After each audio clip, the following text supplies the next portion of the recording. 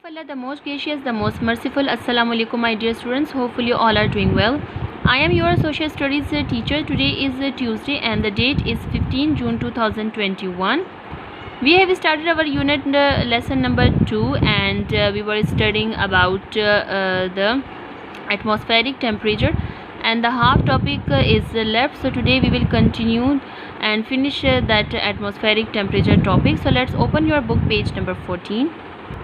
Okay, my dear students, we were studying about the solar radiation and about the greenhouse effect and the gases. और हमने देखा था कि हमारी atmosphere में जो water vapour, carbon dioxide, methane, ozone जो लेयर्स हैं, गैसेस हैं, वो किस तरह अपना जो है रोल प्ले करती हैं जब सोलर रेडिएशन, सोलर की जो रेज़ हैं वो हमारी ज़मीन पर आती हैं। और हर जो गैस है वो अपने डिफरेंट लेवल के लिहाज से जो है वो गैसेस को सूरज की शुआओं को एब्जॉर्ब करती है। So each type of gas in atmosphere interacts with incoming solar radiation.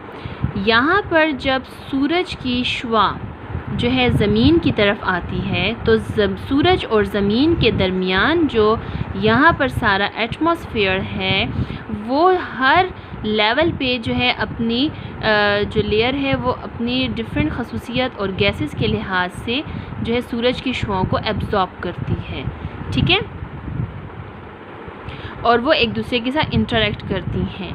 Each type of gas interacts differently. जैसे कि मैंने आपको कहा कि हर किस्म की जो गैस है, जैसे यहाँ पर मैंने आपको गैसेस के बारे में बताया, carbon dioxide, methane, ozone layer gas और जितने भी और गैसेस हैं वो डिफरेंटली जो है सूरज की शुआओं को एब्जॉर्ब करती हैं। Different gases are able to absorb the different wavelength, यानी कि हर गैस जो है वो अपनी एक ख़ास तनासब के लिहाज से वो वेव लेंथ यानी कि सूरज की जो शुआएँ हैं उनको एक ख़ास हद तक जो है वो एब्जॉर्ब करती हैं, जो सोलर रेडिएशंस हैं, सूरज से निकलने वाली जो शुआएँ हैं। The sun does not send equal. सूरज जो है वो एक तरह से एक ही वक्त में नहीं भेजता अपनी सारी शुआएँ equal amounts of all different types of energy in its raise.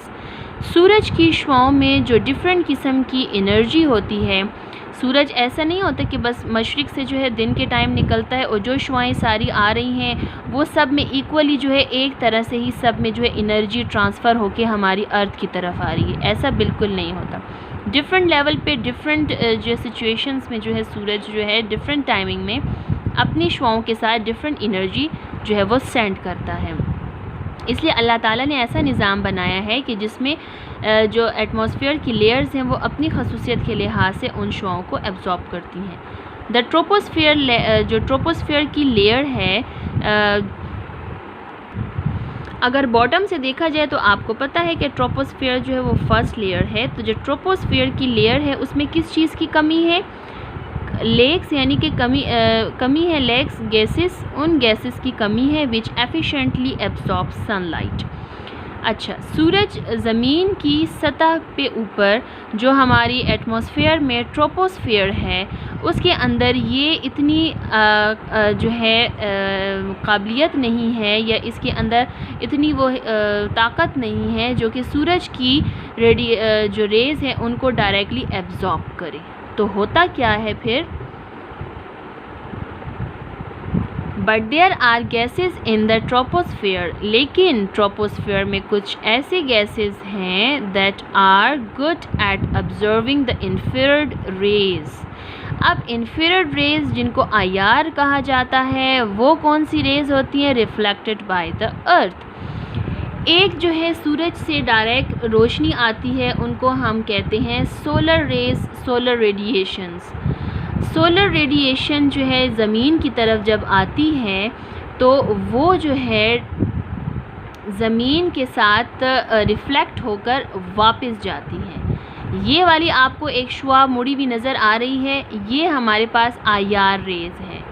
कुछ रेज़ जो हैं वो अंदर की तरफ जा रही हैं क्योंकि जो ट्रोपोस्फेयर है उसमें ऐसी गैसेस कम हैं जो कि सूरज की डायरेक्ट रोशनी को एब्जॉर्ब करें, लेकिन ट्रोपोस्फियर ऐसी गैसेस को एब्जॉर्ब करता है जो कि सूरज से ज़मीन की तरफ आती हैं और वापस फिर फ़िज़ा की तरफ जाती हैं, जिनको IR गैस कहा जाता है, इन्फ्रारेड गैस कहा जाता है। उनको जो है ये एब्जॉर्ब करती है। कौन? ये हमारी जो ट्रोपोस्फियर है। फिर क्या होता है, यानी आपने बस ये पॉइंट याद रखना है कि जो ट्रोपोस्फियर की लेयर है वो सन रेस को डायरेक्टली एब्जॉर्ब नहीं करती, बल्कि IR रेस को एब्जॉर्ब करती है, जो ज़मीन से टकराकर वापस जो है रिफ़्लेक्ट होकर जो है ये ज़मीन की तरफ से वापस रिफ़्लेक्ट होकर ऊपर की तरफ आती हैं। उन रेस को जो है वो ट्रोपोस्फियर एब्जॉर्ब करती है। वाटर वेपर जो पानी के बुखारात फ़िज़ा में होते हैं, एंड कार्बन डाइऑक्साइड जो गैस है absorb most of this IR energy. अब ये जो रे है, ये जो शुआ है जो कि ज़मीन से वापस रिफ़्लेक्ट होकर ऊपर आई है, तो यहाँ पर फ़िज़ा में जो वाटर वेपर और जो कार्बन डाइऑक्साइड है वो दोनों क्या करते हैं कि इस शुआ में, इस रेज़ में जितनी भी एनर्जी है वो दोनों एब्जॉर्ब कर लेते हैं। ठीक है, फिर होता क्या है कि thus the troposphere is warmed by the surface of the earth, not by the sun directly. तो इसीलिए हम कह सकते हैं जो ट्रोपोस्फियर की लेयर है वो सूरज की शुआओं की वजह से गर्म नहीं होती, बल्कि ज़मीन से जो वापस आने वाली IR रेज़ हैं उनको एब्जॉर्ब करती है, उस वजह से वो गर्म होती हैं। Molecules of water vapours and carbon dioxide also share this energy with the other molecules in the troposphere by bumping into them। अब ट्रोपोस्फियर की लेयर में क्या होता है कि जो वाटर वेपर और कार्बन डाइऑक्साइड ने जो IR की एनर्जी को एब्जॉर्ब कर लिया है, तो फ़िज़ा में जो और छोटी मोटी मामूली सी जो गैसेस हैं उनके साथ जब ये इंटरेक्ट करते हैं, उनके मॉलिक्यूल्स जब बम्पिंग करते हैं, एक दूसरे के साथ टकराते हैं, तो वो एनर्जी उनमें भी ट्रांसफ़र हो जाती है। The name green house effect, यानी कि ग्रीन हाउस इफ़ेक्ट के बारे में जब हम बात करते हैं, is often use to describe this process.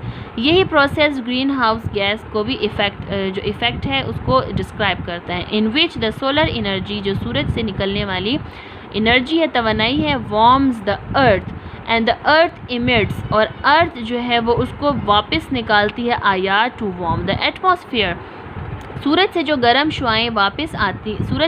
शुआएं निकल कर ज़मीन की तरफ आती है, ज़मीन उन्हीं शुआओं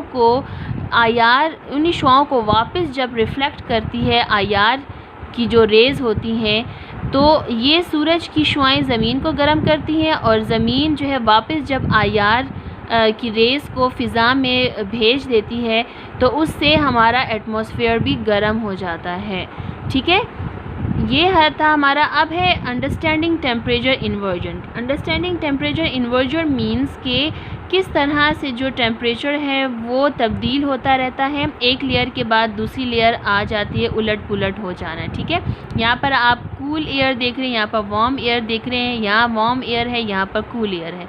तो होता क्या है कि when a layer of warm air comes right above a layer of cool air और वाइस वर्सा। ऐसा होता है कि जब ठंडी हवा जो है गर्म हवा के ऊपर आती है या गर्म हवा ठंडी हवा के ऊपर आ जाती है, तो होता क्या है कि then this phenomena is in the atmosphere is known as a temperature inversion. आपने अक्सर देखा होगा जब पानी गर्म हो जाता है तो वो अभी बुखारात की सूरत में हल्का हो जाता है, ऊपर उड़ने लगता है। हमेशा गर्म जो पानी होता है वो लाइट होता है, वो हल्का होता है, और ठंडा पानी जो है उसमें कसाफतें ज़्यादा होती हैं, इस वजह से वो जो है हैवी होता है। तो जो गर्म हवा ऊपर उड़ती है और ये ठंडी हवा भारी हो जाती है, नीचे आ जाती है, इसको हम कहते हैं टेम्परेचर इन्वर्जन। इंशाल्लाह नेक्स्ट हम अपनी वीडियो में जो है इस टेम्परेचर इन्वर्जन को कंप्लीट करेंगे और साथ में एक्सरसाइज के कुछ क्वेश्चन आंसर्स भी करेंगे। टिल देन टेक केयर, अल्लाह हाफ़िज़।